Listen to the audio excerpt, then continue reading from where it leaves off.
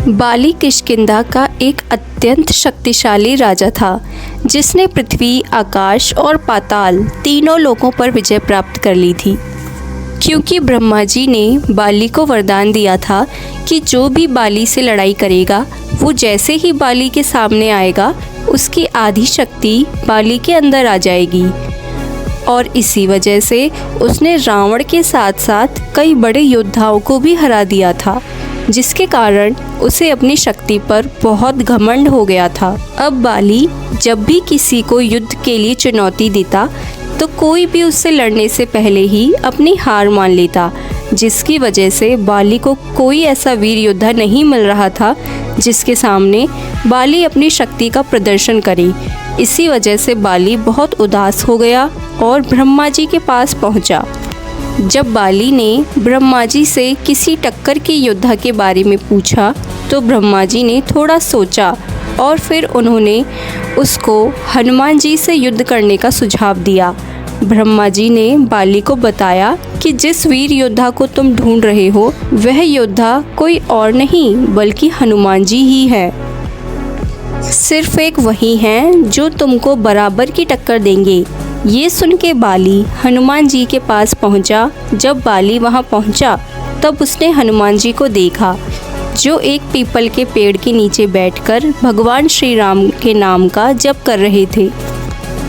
अब बाली ने हनुमान जी को चुनौती देते हुए कहा कि वह युद्ध करना चाहता है और ये साबित करना चाहता है कि वही सर्वश्रेष्ठ योद्धा है। ये सुन के हनुमान जी ने बड़ी ही विनम्रता से मना कर दिया और कहा कि इसमें कोई शक नहीं बाली कि तुम एक महान योद्धा हो। लेकिन बाली ने फिर बोला कि हम आपस में युद्ध करेंगे और उसके बाद ही फैसला करेंगे कि कौन ज़्यादा शक्तिशाली है। अब हनुमान जी फिर बोले, अरे इतनी छोटी सी बात के लिए युद्ध क्या करना, मैं बोल रहा हूँ ना कि महाराज बाली आप ही सबसे शक्तिशाली हो। ये सुन के बाली को और गुस्सा आ गया। बाली ने सोचा हनुमान जी ऐसे तो मानेंगे नहीं, उनको मुझे कैसे भी करके गुस्सा दिलाना पड़ेगा, तभी वो मेरे साथ युद्ध करने के लिए तैयार होंगे। उसको एक आइडिया आया और बाली ने बोला कि मैं श्री राम की तरह बातों से लोगों का दिल जीतकर महान नहीं बना हूँ। मेरे अंदर वो सारी खूबी है जो श्री राम में नहीं है।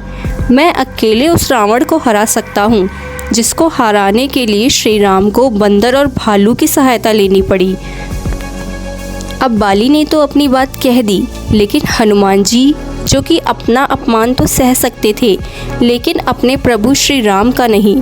हनुमान जी को श्री राम का अपमान सुनते ही गुस्सा आ गया और उन्होंने बाली को बोला, तेरी ये जुर्रत, तूने मेरे प्रभु श्री राम का अपमान किया। तुझे क्या लगता है कि तुझ जैसा एक साधारण वानर प्रभु श्री राम की बराबरी करेगा? अरे तेरे लिए तो उनका ये दास ही काफ़ी है।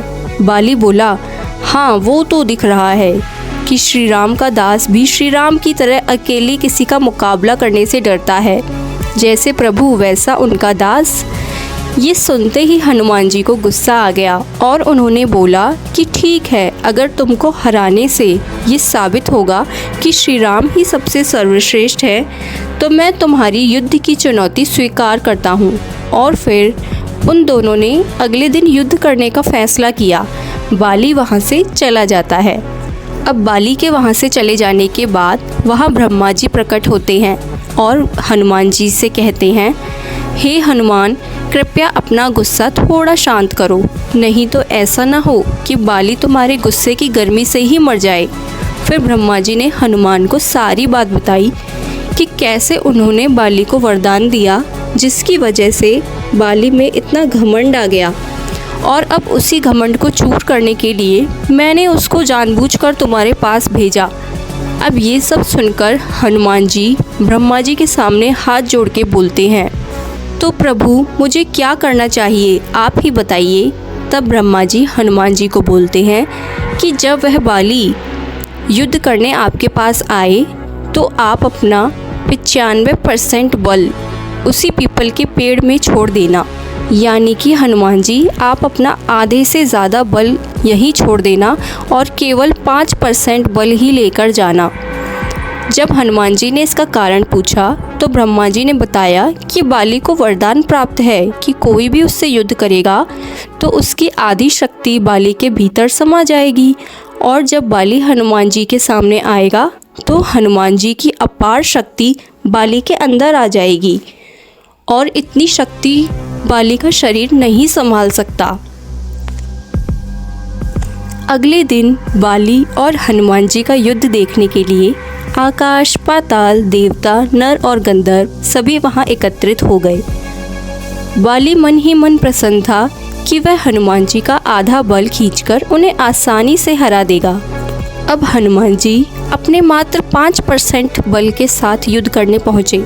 जैसे ही उनका आधा बल यानी कि 2.5% बाली के शरीर में प्रविष्ट हुआ, बाली को अपने भीतर अथाह शक्ति महसूस होने लगी। बाली को ऐसा लगा कि उसकी नसें न फट जाएं, और उसको ऐसा महसूस हुआ जैसे उसके शरीर के भीतर कोई ज्वालामुखी फटने वाला हो। उसे तुरंत आभास हो गया कि सामने वाला कोई साधारण व्यक्ति नहीं बल्कि एक महामानव, बहुत बड़ा योद्धा है। अब बाली से ये शक्ति संभाली नहीं जा रही थी, जबकि ये तो हनुमान जी की आधी शक्ति भी नहीं थी। अब बाली को समझ में आ गया कि यदि वह थोड़ी देर और यहाँ रुका तो उसका शरीर फट जाएगा।